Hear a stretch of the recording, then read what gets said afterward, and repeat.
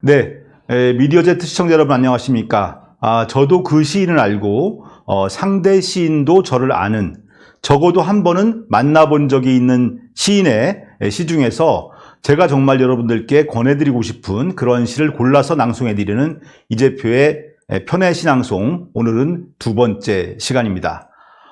지난 시간에 참 부끄럽게도 저의 자작시 비닐 우산을 첫 번째 편으로 이 방송을 해드리고 제가 이 프로그램을 적극적으로 홍보하지 못했습니다.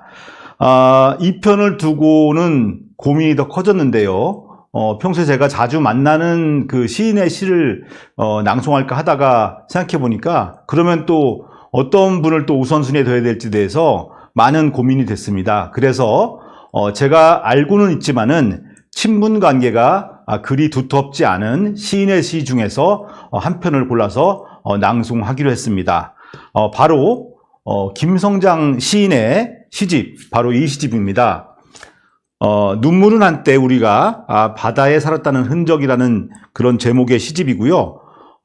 걷는 사람이라는 출판사의 시인선에 있는 그런 시집입니다. 바로 이 시집의 91쪽에 있는 제가 시를 낭송할 건데요. 시의 제목은 완전 범죄입니다. 완전 범죄라는 시를 제가 낭송을 할 건데요. 여러분 시집 제목이 좀 굉장히 멋있지 않습니까? 눈물은 한때 우리가 바다에 살았다는 흔적. 보통 우리가 그 시집의 제목을 정할 때에는 그 시집 안에 있는 시 중에서 시인이 직접 고르거나 또는 그 출판사에서 추천하는 그런 그 대표적인 시의 제목으로 보통 그 시집의 제목을 정하게 되는데요. 이 시집의 경우에는 그렇지 않습니다. 그렇지 않고 여기 20페이지에 있는 파닥거리는 슬픔이라는 시에 그서 바로 첫 행에서 이 제목을 따왔습니다. 제가 이 파닥거리는 슬픔의 일부를 제가 낭송해 보도록 하겠습니다. 파닥거리는 슬픔. 눈물은 한때 우리가 바다에 살았다는 흔적. 소금과 생애가 만나 짭짤해질 무렵. 어깨에 해안에 밀려와 출렁이는 파도. 슬픔은 초승달 주기로 찾아와 부서지지. 이렇게 시작되는 시인데요.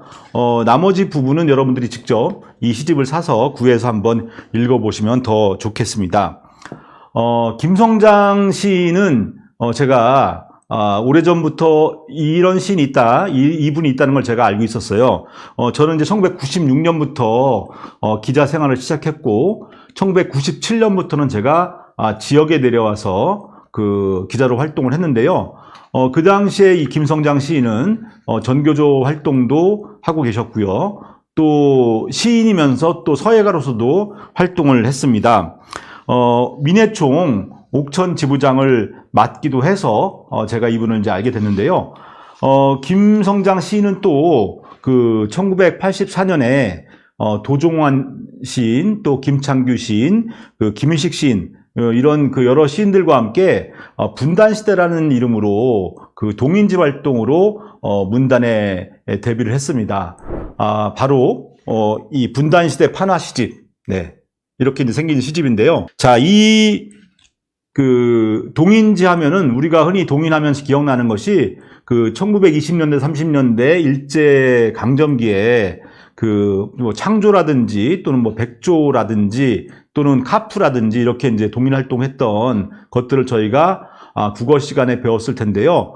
1980년대에도 동인지 활동이 활발하게 일어나게 됩니다. 이유는 뭐냐면은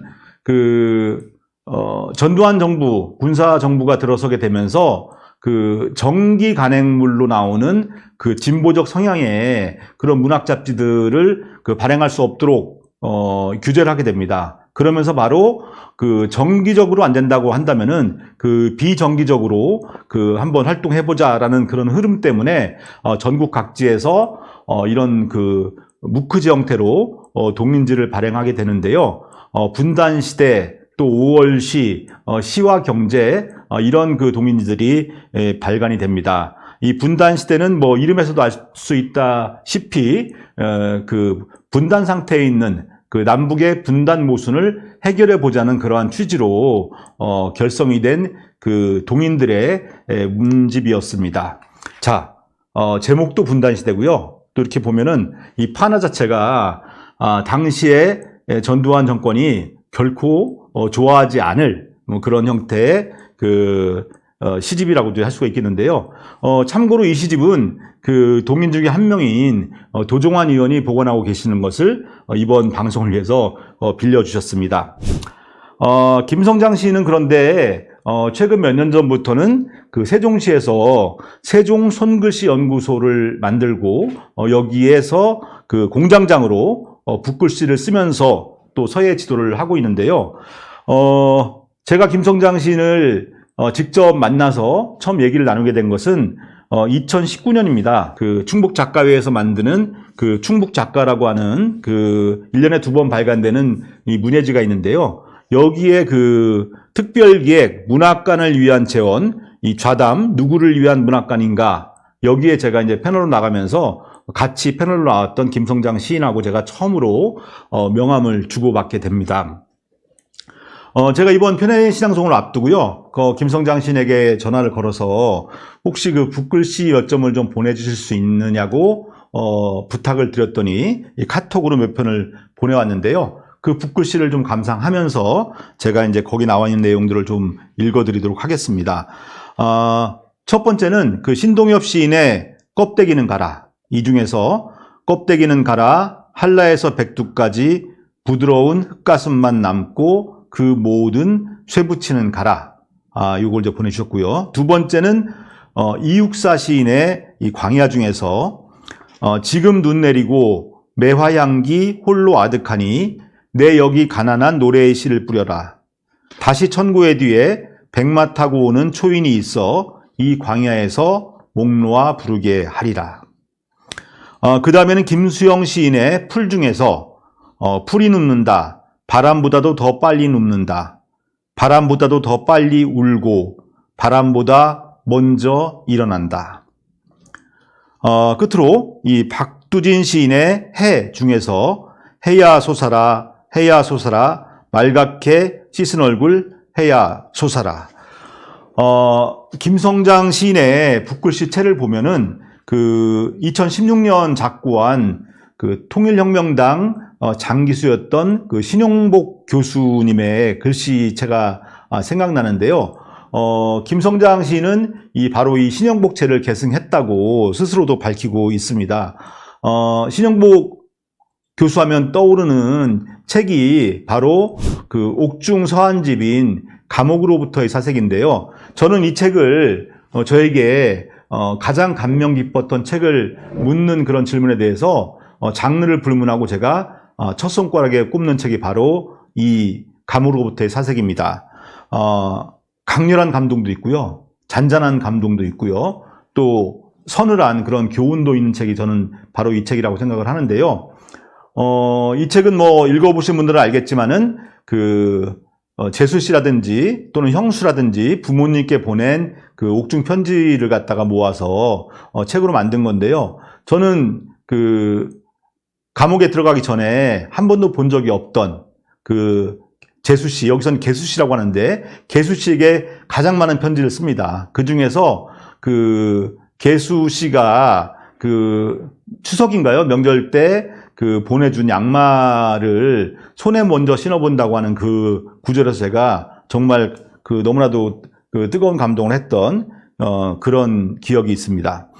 자, 그러면 다시 신앙송으로 돌아가서 그러면 제가 왜 김성장 시인을 두 번째 편의 신앙송의 주인공으로 꼽았고 또 그 중에서 하필이면 또 완전 범죄인가에 대해서 설명을 좀 드리도록 할 텐데요. 저는 이제 대학 87학번 1987년도에 대학에 입학했는데요. 지금도 그런지 모르겠지만은 당시에는 신입생이 들어와서 이제 첫 학교에 이렇게 나오고 그럴 때 교문 앞에서 뭔가 할부로 책을 파시는 분들이 좀 있었습니다. 그 중에 하나가 예컨대 영자 신문인 뉴스위크라든지 또는 뭐 타임지 이런 잡지, 주간 잡지의 그 영어판, 영자판을 그 연간 정기 구독 하는 그런 뭐 구독권을 파는 경우도 있었고요. 또는 뭐 이런 책들, 바로 이게 이제 창작과 비평 합본인데, 그 아까 그 도종환 선생님 얘기할 때도 제가 말씀드렸지만은 그 당시에 아마 창작과 비평이나 이런 그 정기 간행물의 발행이 중단되면서 아마 이런 합본호가 나왔던 것 같아요. 제가 이걸 갖다가 대학교 1학년 때 권유해서 제가 이걸 사게 되거든요. 그리고 할부로 갚느라고 정말 제가 죽을 똥을 쌌습니다. 근데 이제 제가 다행히도 이렇게 이제 옛날 이렇게 이제 누런 종이에 있는 이런 책인데요. 제가 이 책을 보다가 발견한 시가 있습니다. 바로 작곡 문인인 그 박재삼 시인의 실록을 보며라는 시인데요. 저는 정말 이 시를 또 읽으면서 제가 전기에 감전된 것 같은 느낌을 제가 느꼈거든요. 제가 20살에 감동했던 시입니다. 이 시도 제가 한번 낭송해 보겠습니다. 실록을 보며. 박재삼. 나는 무엇을 잘못했는가? 바닷가에서 자라 꽃게를 잡아 함부로 다리를 분질렀던 것. 생선을 낚아 회를 쳐 먹었던 것. 햇빛에 반짝이던 물꽃무늬 물살을 마구 헤엄쳤던 것. 이런 것이 일시에 수런거리며 밑도 끝도 없이 대들어 오느나. 또한 이를 달래 창자 밑에서 일어나는 미풍. 가볍고 연한 현기증을 이기지 못하누나. 나는 무엇을 이길 수 있는가? 이 시에 나오잖아요. 꽃게를 잡아서 다리를 분지르고, 나중에는 그 물살에, 햇살이 비친 그 물살 갖다가 파괴하면서 헤엄쳤던 것, 이런 것들도 본인이 이기지 못해서 그 현기증이, 연한 현기증이 온다라는 그런 내용인데요.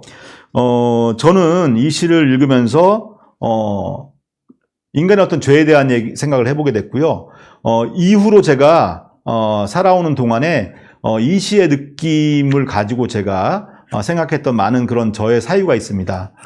우리가 보통 설탕이나 소금을 그 물에 넣고 저으면은 바로 물에 녹잖아요. 그러면은 맑은 물이 됩니다.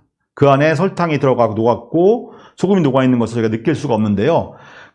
아주 고운 입자에 진흙을 놓고 가만히 두면은 다 가라앉아서 컵이 맑은 물이 담긴 것처럼 보이지만은 컵을 조금만 흔들어서 물결을 만들면 다시 뿌옇게 일어나잖아요. 저는 바로 이 박재삼 시인의 시 속에서 나오는 그런 죄의식이 바로 그런 앙금이라는 생각을 했습니다. 그래서 죄를 짓고 살지만 녹는 죄를 만들자. 녹는 죄가 아닌 앙금이 남는 것들을 갖다가 만들지 말자는 생각을 갖고 살았는데, 사실 지금 저의 내면에는 흔들면 다시 이렇게 일어나는 그런 앙금들이 남아있고, 저는 가끔씩 그 앙금들을 다시 돌이켜 생각해 보게 됩니다.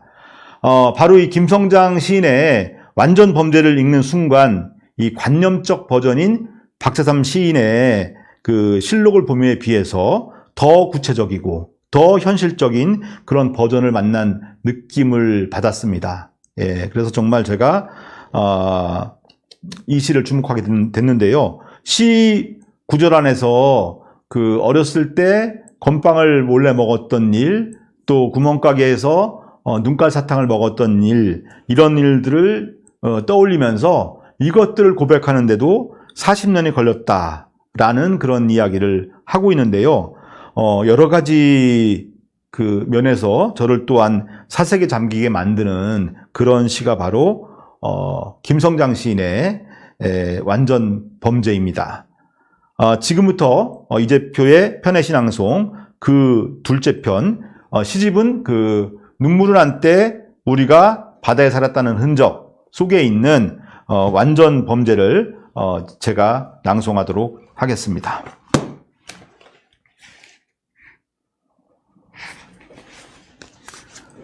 네, 완전 범죄.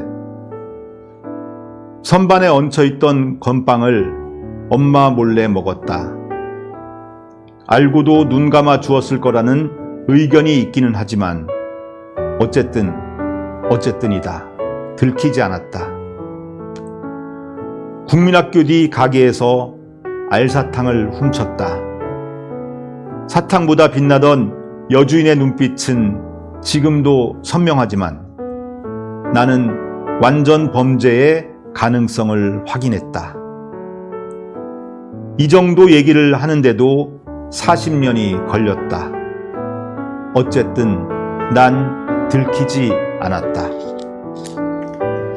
그리고 고백하기 싫은 숱한 음흉들, 목숨 걸어 세계를 훔치지 못하고 겨우 손가락 몇 개 움직여 감춘 언어들, 그래서 더 쪽팔린 짓거리들. 죽을 때가 다 되어서야 겨우 말할 수 있을까? 아니, 그냥 끌어안고 가야지. 애인의 부푼 가슴을 안듯이. 그러나 시에게 들키고 있다는 걸 나중에 알았다. 시는 비밀의 안쪽에 웅크리고 있었으니까. 안쪽에 있는 열쇠였으니까.